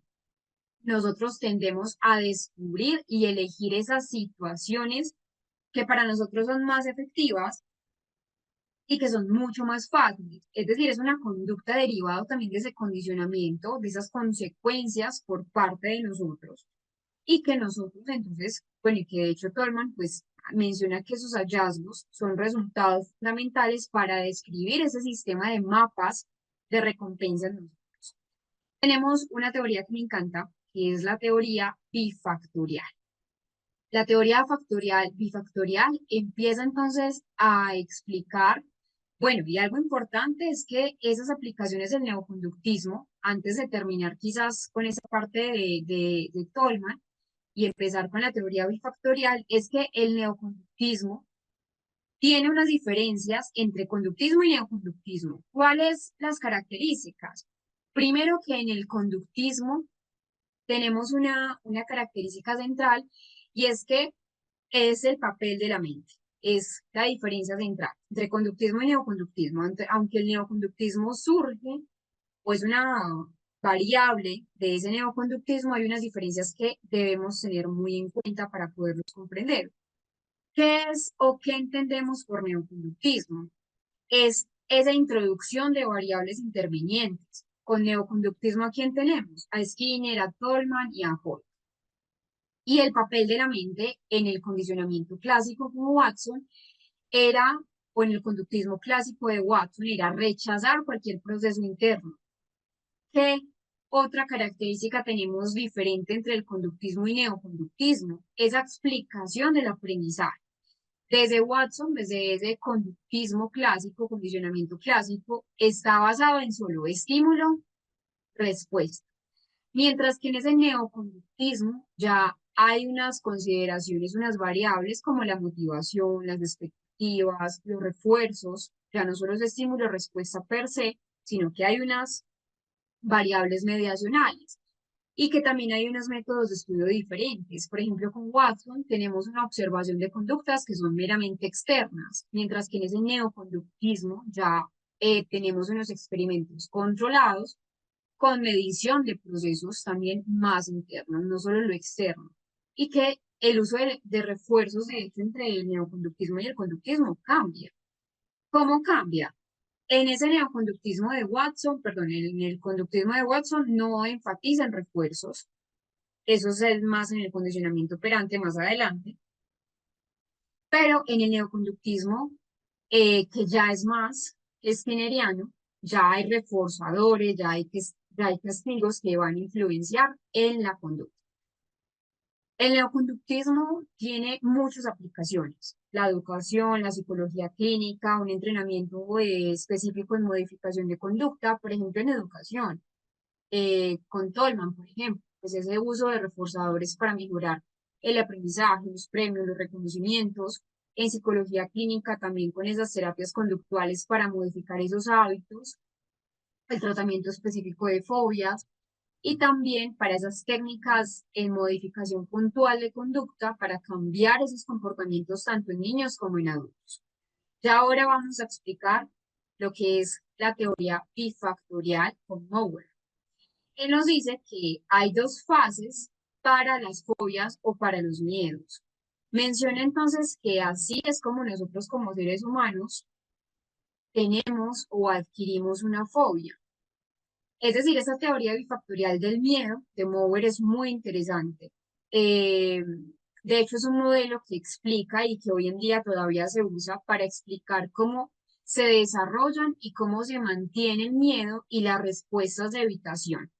Aunque eh, se basa también en ese condicionamiento, que de hecho fue la paciente que veíamos ahora en el caso que yo les compartí, que tienen en el chat, tenemos entonces un reforzador. Acá Mower propone un poco más, pues un poco más centralizado lo que es el desarrollo del mantenimiento de los miedos a través de ese condicionamiento clásico y un condicionamiento operante. Él se atreve un poco más allá y combina las dos, condicionamiento clásico y condicionamiento operante para explicar ese mantenimiento de las fobias. Las dos características o los dos factores de la teoría es, primero, cómo vemos el condicionamiento clásico en Mower, que es un aprendizaje del miedo.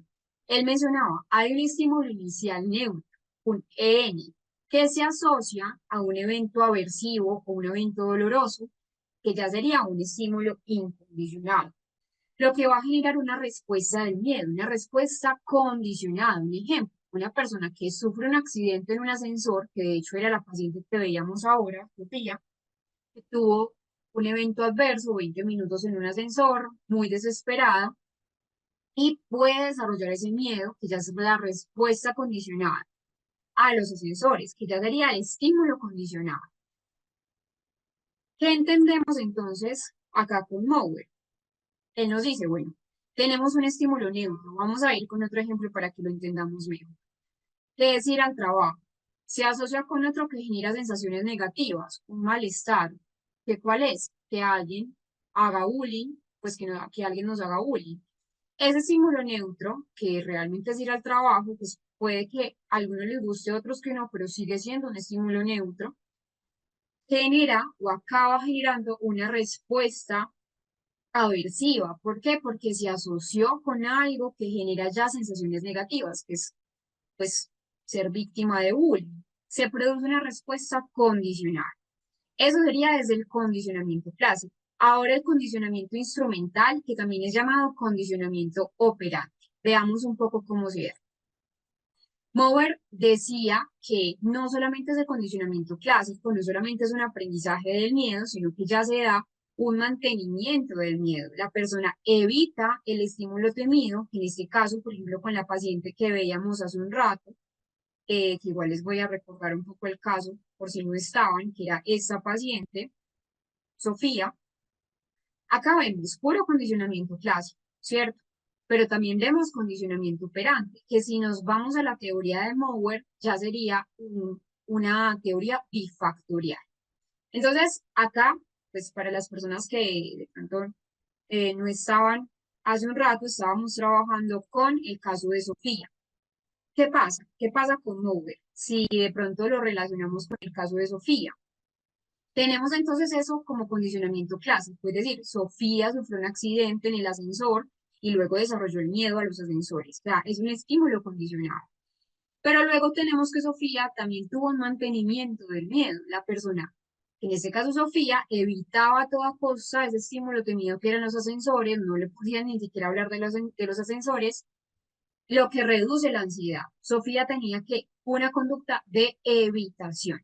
Ella evitaba, que era lo que les mencionaba ahora, que Sofía prefería subir todos los pisos de donde trabajaba y todos los pisos de donde vivía, evitando los ascensores, usando las escaleras, pero pues que esto reducía su ansiedad durante un momento, la apaciguaba, pero que no había una extinción de la fobia ni un enfrentamiento, ese estímulo fóbico. Entonces, esta conducta de evitación que les estoy mencionando es reforzada negativamente, es un refuerzo negativo. ¿Por qué? Porque Sofía evitaba el ascensor, no experimentaba miedo ni experimentaba ansiedad, pero entonces como la persona nunca enfrenta el estímulo, nunca va a aprender que el miedo es irracional. Recordemos que una fobia es un miedo intenso pero irracional, que está desproporcionado a lo real, lo que va a perpetuar el problema en Sofía. Pero entonces veamos este caso, veamos en el condicionamiento instrumental con el bullying. Entonces, acá la ansiedad va a permanecer en el tiempo porque hay una conducta típica de evitación. Las personas fóbicas tienen una conducta muy típica de evitación. Entonces, si la persona cambia de trabajo porque acá le están haciendo bullying, pues puede remitir nuevamente el sentimiento de ansiedad, así ya en el otro trabajo no le hagan bullying, no se hace un fenómeno de extinción de la respuesta condicionada. La persona siempre aprende a evitar, en este caso, por ejemplo, un, un círculo social por temor al bullying, entonces sigue siendo una conducta de evitación, no se hace una exposición al estímulo condicionado, entonces cualquier lugar de trabajo pues va a llegar y va a rechazar un empleo tras otro por a esa parte de lo que es el bullying.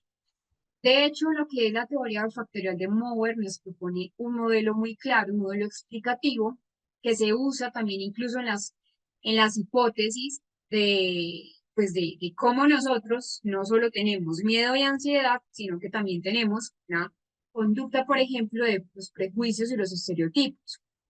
Sigue estando el mismo principio que nos propone Mower, la parte de no evitación. Nunca va a desaparecer la fobia o el miedo o incluso el prejuicio o los estereotipos, porque nunca se da enfrentamiento al malestar o la ansiedad. Entonces, nos explica Mower algunos trastornos conocidos, la fobia, que se les acaba de explicar, también el trastorno de pánico, que son síntomas de vivencia aversiva que generan ansiedad anticipatoria, donde esa teoría factorial la explica el por qué el nivel del miedo nunca llega a disminuir, pero también esos prejuicios, esos estereotipos que surgen como un miedo condicionado, una vivencia propia, una vivencia cultural o incluso un aprendizaje a través de la observación de un modelo, en este caso sería un aprendizaje vicario, observar a nuestros padres o a un adulto significativo, rechazar sin base o sin fundamento a una raza o un tipo de persona, solamente por lo que de pronto vivió. Entonces, esto hace que nosotros, con personas con ciertas características físicas, con ciertas características culturales, pues tengamos de pronto cierto rechazo.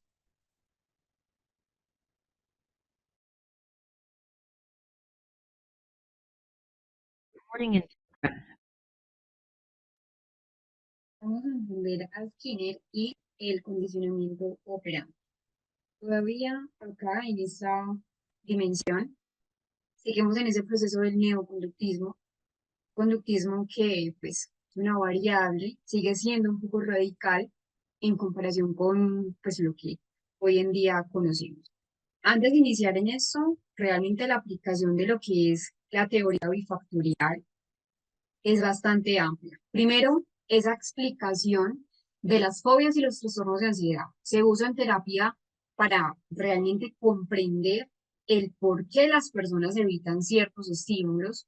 En terapias de exposición, por ejemplo, que está basado en esa ruptura del ciclo de evitación que tienen las personas en la fobia y que se expone gradualmente al paciente al estímulo tenido sin consecuencias negativas. Por eso es tan importante entender las raíces, porque, por ejemplo, en las terapias de exposición, sea cual sea la variable, terapia de exposición en vivo, terapia de exposición simulada, terapia de exposición en grupo, siempre nos vamos a basar en esa parte de la terapia bifactorial. Y en el trastorno de estrés postraumático, que la idea es ayudar a los pacientes a afrontar sus miedos en un entorno seguro. Sí tienen unas críticas y unas limitaciones que hoy en día se conocen. Lo primero es que no explica el por qué algunas personas no desarrollan miedo tras experiencias traumáticas. Esta pues, teoría de Mower no la explica. No se consideran factores cognitivos en el aprendizaje del miedo. Es una también de las críticas que ha recibido Mower con la teoría bifactorial, que no hay como tal algo mediacional como un factor cognitivo. Igual es entender que estamos en el neoconductismo y que tampoco explica el miedo sin experiencias directas. Por ejemplo, miedo a, pues un miedo aprendido por observación o a través de información. Ahora sí, vámonos con Skinner y el condicionamiento operante. ¿Qué pasa con Skinner?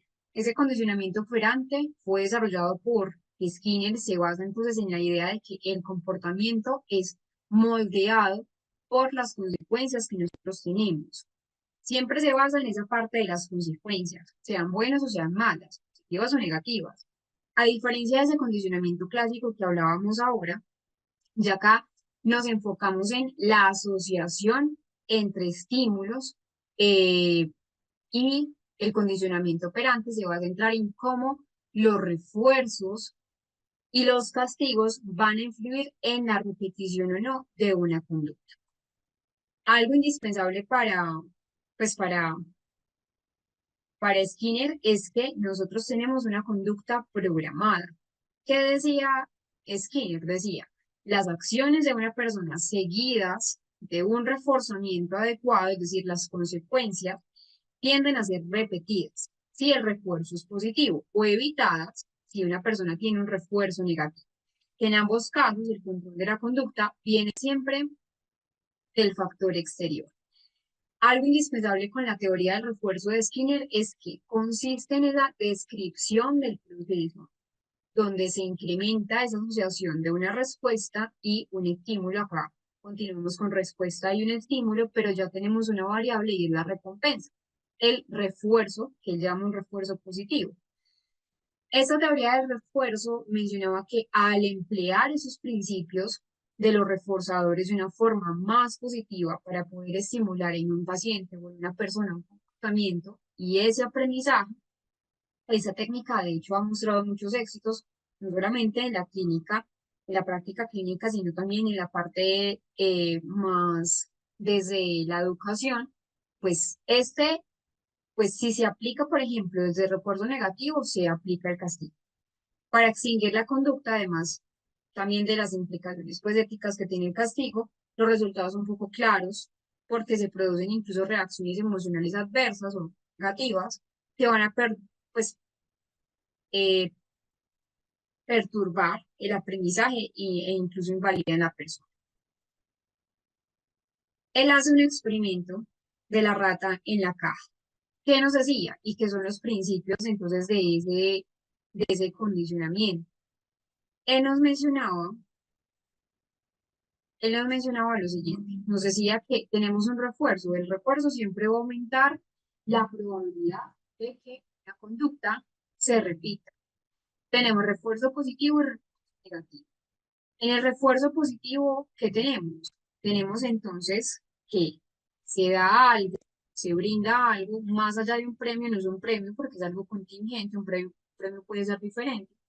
Entonces, siempre en ese positivo se añade un estímulo agradable después de una conducta. Siempre todos estos deben ser contingentes de la conducta. Ejemplo, en ese refuerzo positivo, un niño que recibe un chocolate por hacer su tarea. Un ejemplo, aunque realmente los reforzadores van mucho más allá, que lo vamos a profundizar en la tercera, perdón, en la primera ola, primera generación.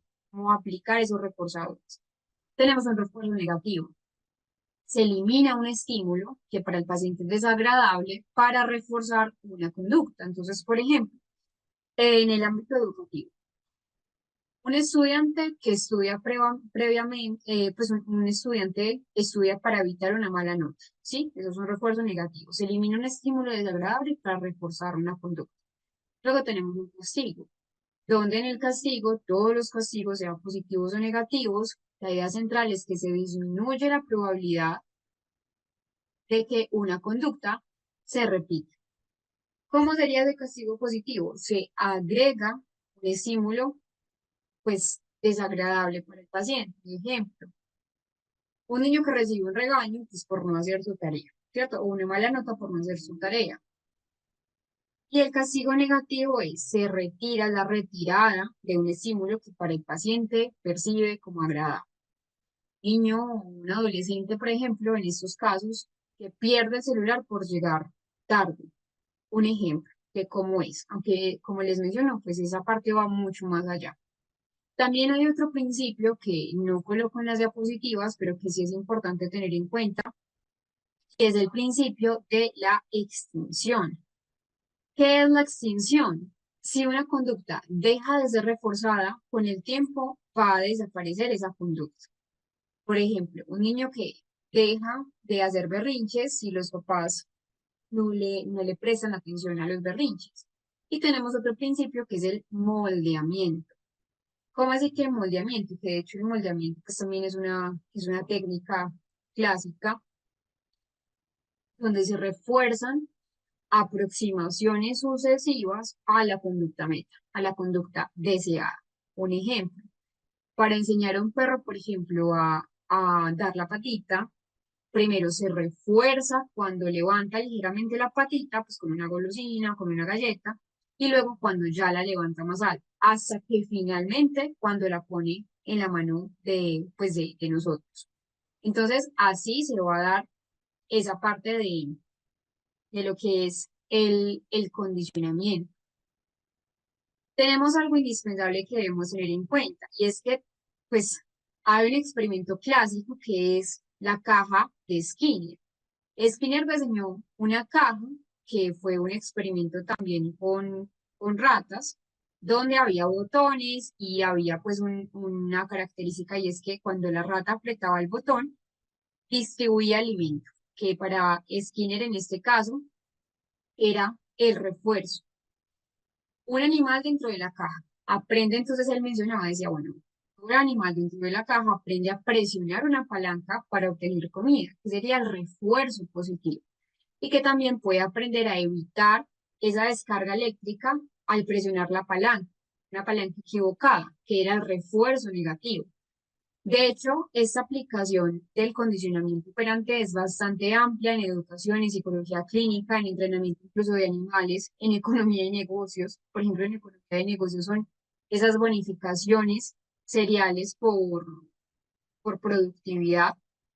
En animales, pues ya hemos visto un entrenamiento en técnicas de refuerzo, pues para enseñar ciertos comandos, para adiestramiento de animales, y en educación es de uso de premios o más bien incentivos para mejorar el aprendizaje. Y en psicología clínica también está esa modificación de conducta. En terapia, por ejemplo, reforzar hábitos saludables en personas con ansiedad. Mañana, ¿qué es lo que vamos a hacer? Entonces, mañana Nosotros vamos a trabajar, ya trabajamos lo que es el condicionamiento clásico, que fue el que estábamos pues revisando al principio de nuestra clase, pero mañana también vamos a trabajar algo del material opcional, que ya les voy a mostrar.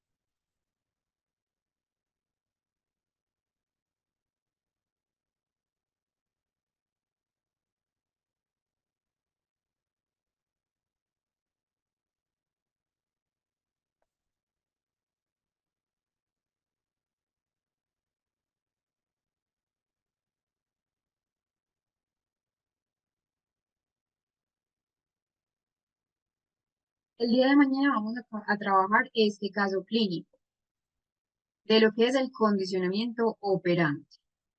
Hay varios casos de condicionamiento operante, ese es el primero que nosotros vamos a trabajar para que lo tengan en cuenta en el material opcional y lo vayan descargando de una vez. Que cargue un momento. Listo.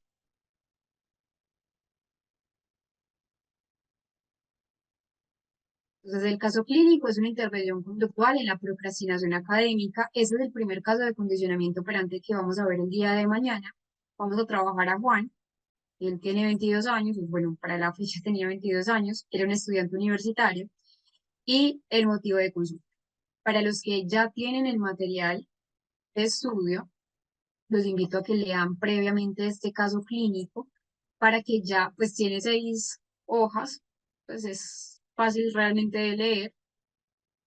¿Cómo fue la evaluación conductual? Ese es el primer caso clínico que vamos a trabajar, aunque a lo largo del tiempo siempre vamos a trabajar casos pues, que están dentro de ese material. La idea es que ustedes los descarguen antes del material de estudio para que sea un poco más fácil. Igual yo siempre les aviso cuando vamos a trabajar los casos clínicos. Ese es el primero que vamos a trabajar porque hay otro que también es de condicionamiento operante, que de hecho está en los modelos teóricos, que es el segundo módulo que vamos a trabajar, pero este apenas es de la introducción. Entonces vamos a trabajarlo, van a leer sobre esta parte también del condicionamiento operante para ya mañana pues profundizar con el caso clínico.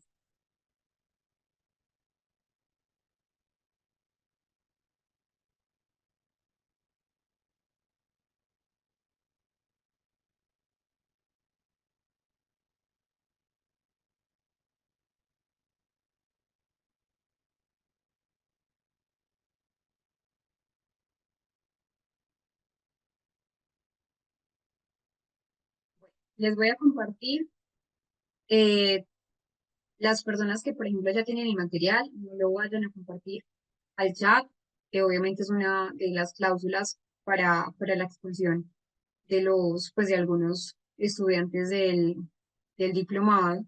Entonces, por favor, eso es algo confidencial o del material opcional. Ya les voy a compartir entonces nuevamente el número de la coordinadora Paula para que se puedan comunicar con ella y ella les explica todo el proceso pues de obtención de certificado, de obtención también del material. Y hay que tener un poco de paciencia, pues porque hay muchos estudiantes. Este son los contactos de la coordinadora Paula, son dos. Ella siempre va a estar atenta, aunque sí hay que tener pues un poco de paciencia porque es por orden de llegada, pero con ella entonces le pueden preguntar todo sobre ese material opcional. Que a partir de mañana, eso sí, pues es un aviso que les informo desde ya, a partir de mañana vamos a trabajar con ese material opcional.